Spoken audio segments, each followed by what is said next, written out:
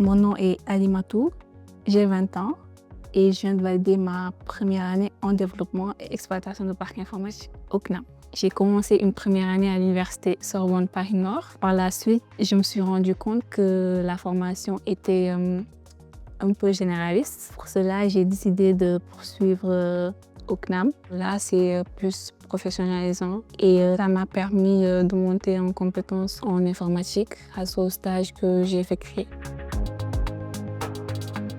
Le Conservatoire national des arts et métiers de Paris a été créé il y a plus de 230 ans. Récemment, nous avons créé une expérimentation qui nous permet d'accueillir des décrocheurs de l'université pour les accompagner de nouveau dans un Bac+1, de façon à pouvoir leur proposer une qualification et une certification à l'issue de ce parcours, mais aussi une passerelle vers un Bac+2 et éventuellement un Bac+3 s'ils le souhaitent. Et ce dispositif, son atout principal, c'est que l'étudiant décrocheur va être accompagné en cours d'année par le réseau de la réussite. Sans perdre d'année, il va pouvoir s'engager dans un cursus de 60 crédits et au-delà du programme de formation qu'il pourra choisir parmi plusieurs filières comme l'informatique, la gestion, le droit, il bénéficiera d'un accompagnement, d'un tutorat dédié de façon à pouvoir soutenir son engagement dans la formation.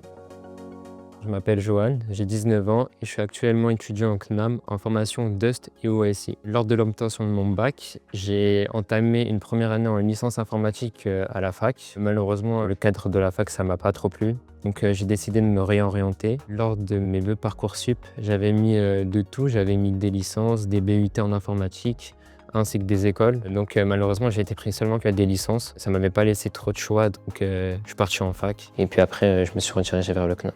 Pour changer véritablement les choses, déjà aider ces jeunes à identifier peut-être un peu mieux leurs projets et ensuite, surtout, dans les universités, très rapidement diagnostiquer les élèves qui sont en difficulté, en probabilité de décrochage et pouvoir non seulement anticiper ce décrochage, mais accompagner la personne vers un projet en travaillant tous ensemble dans un écosystème de l'enseignement supérieur.